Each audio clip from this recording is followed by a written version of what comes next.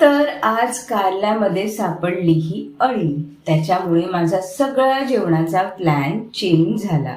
गंमत अशी झाली, कारली स्वच्छ धुवून घेतली, चिरताना त्यामध्ये मला अशा अळ्या सापडल्या.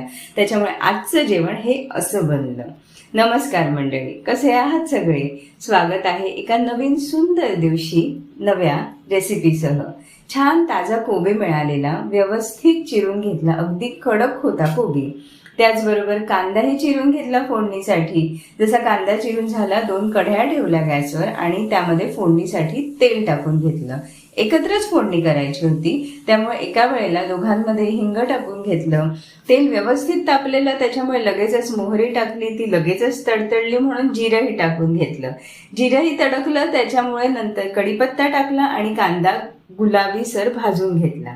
त्यानंतर हळद, लाल तिखट आणि आलं लसूण कोथिंबीरचं दोन्ही कढयांमध्ये वाटप टाकून घेतलं आणि छान मिक्स करून घेतलं. जिथे थोडासा कांदा होता ना, तिकडे चिरलेला कोबी टाकला, व्यवस्थित मिक्स करून घेतला आणि त्यावर झाकण ठेवून दिलं. झाकणावर पाणी ठेवलं शिजण्यासाठी आणि जिथे जास्त कांदा होता तिकडे मोड आलेली मटकी आणि थोडे बटाट्याचे तुकडे टाकून छान एकजीव केला आणि तेही शिजण्यासाठी झाकण ठेवून दिलं.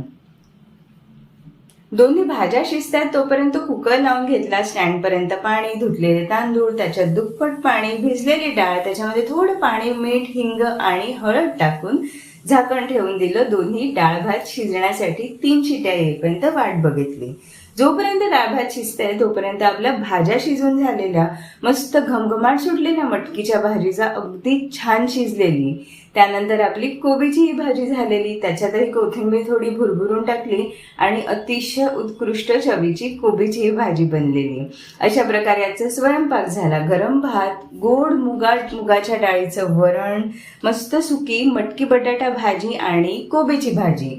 बेत होता कारलं फ्राय बनवायचाही सोबत, पण पापड भाजून त्याच्यावर कारल्याची तहान भागवावी लागली. कसा वाटला आजचा व्हिडिओ आणि आजची रेसिपी कमेंट करून नक्की सांगा आणि चॅनलला लाईक, शेअर, सबस्क्राईब करा. पुन्हा भेटूया नव्या व्हिडिओसह. तोपर्यंत धन्यवाद.